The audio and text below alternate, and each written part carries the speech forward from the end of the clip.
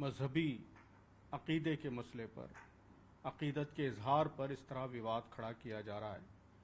हम ये समझते हैं कि ये कोई नेचुरल कंट्रोवर्सी नहीं है, बल्कि एक मैन्युफैक्चर्ड कंट्रोवर्सी है। पॉलिटिकल इंटरेस्ट के लिए, वेस्टेड इंटरेस्ट के लिए इस तरह के मुद्दे क्रिएट किए जा रहे हैं। आई लव मोहम्मद ये अक़ीदत का, मोहब्बत का सिंपल इजहार है, और इस तरह के इजहार से भारत के समाज में कभी भी कोई कम्युनल पोलराइजेशन, तफरीक न पैदा हो सकती है, न पैदा हुई है।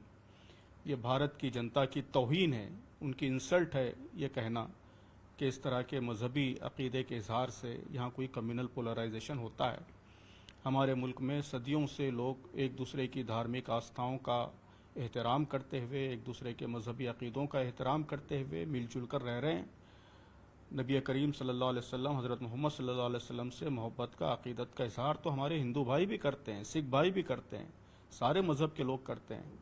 तो ये कहना कि आई लव मोहम्मद से कोई कम्युनल पोलराइजेशन होता है, लॉ एंड ऑर्डर का मसला पैदा होता है, ये हकीकत के भी ख़िलाफ़ है। और जैसा कि मैंने अर्ज़ किया, भारत के अवाम की और यहाँ के जो सिविलाइजेशनल कल्चरल इथोज़ हैं उनकी तौहीन है। तो हमारा ख्याल है कि ये मसला जनता की तरफ से पैदा किया हुआ मसला नहीं है, ये पॉलिटिशियंस का पैदा किया हुआ, एडमिनिस्ट्रेशन का मैन्युफैक्चर्ड एक आर्टिफिशियल इशू है। और इस तरह इश्यूज क्रिएट करना ये बहुत ही निंदनीय है और इसकी सख्ती से मजम्मत होनी चाहिए। और इस तरह के एहतजाज, जुलूस ये भारत में कोई नए नहीं है, रोज़ाना इस तरह के जुलूस होते हैं, हर डेमोक्रेटिक सोसाइटी में होते हैं। और उसको किस तरीके से डील करना है ये भी हमारी पुलिस, हमारी सरकारें सब अच्छी तरह जानती हैं। दसियों मिसालें मौजूद हैं कि प्रोटेस्ट हुए और उसको कैसे पुलिस ने डील किया। अगर उसमें कुछ गलत काम होता है तो यकीनन उसको, ऐसे गलत कामों की निंदा की जानी चाहिए।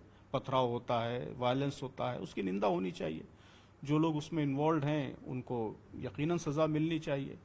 लेकिन ऐसे मामलात को हमेशा से मुनासिब तरीके से डील किया जाता रहा है। इस तरह डिस्प्रोपोर्शनेट फोर्स का इस्तेमाल और बड़े पैमाने पे गिरफ्तारियाँ, बेकसूर लोगों को मारा जाना और छोटे से वाक़े पर इतना बड़ा हंगामा खड़ा करना, ज़ाहिर है कि सारे जुलूसों के साथ ऐसा नहीं होता है।